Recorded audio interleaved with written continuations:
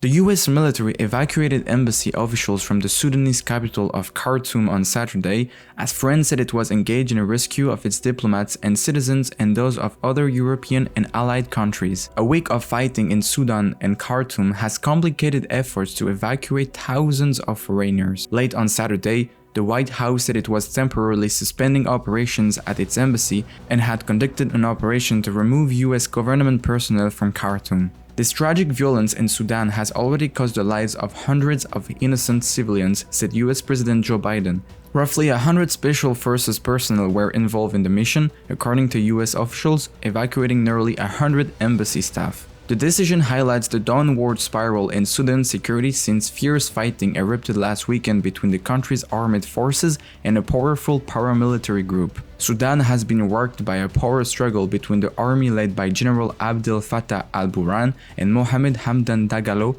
better known as Hemeti, Sudan's vice president and commander of the Rapid Support Forces. The US State Department denied RSF claims to have aided its evacuation. This operation was conducted by the Department of Defense and only by the Department of Defense, said an official. The French Foreign Ministry said France was coordinating a rapid evacuation plan for its diplomats and citizens, along with what it said were stakeholders and European allied countries. The operation also includes citizens of those states and European diplomats, it said. Earlier, Sudan's military said that Saudi diplomats had been evacuated and that the UK, France, and China were also expected to send military aircraft to Khartoum to evacuate their diplomats in the coming hours. Saudi Arabia's foreign ministry said the kingdom evacuated 157 people, including 91 Saudis and citizens of other countries. State television showed a naval vessel arriving in the port city of Jeddah with evacuees. Foreign governments have raced against time to evacuate their citizens.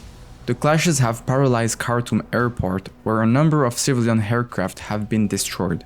British officials had cautioned on Friday against expecting an evacuation in the coming hours, but did not deny the likelihood that diplomats will be transported over the weekend. Rishi Sunak, the UK Prime Minister, chaired an emergency meeting on Saturday morning with ministers including Ben Wallace, the Defense Secretary, reflecting concerns in London about the situation in Sudan.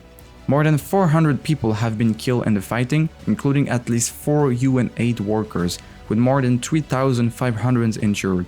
The US State Department confirmed an American citizen had been killed in the fighting but did not provide further details. 3 employees with the World Food Programme and 1 from the International Organization for Migration have also died. A US diplomatic convoy has been attacked and the Norwegian diplomatic residence was hit by a missile. Other diplomatic delegations were also attacked.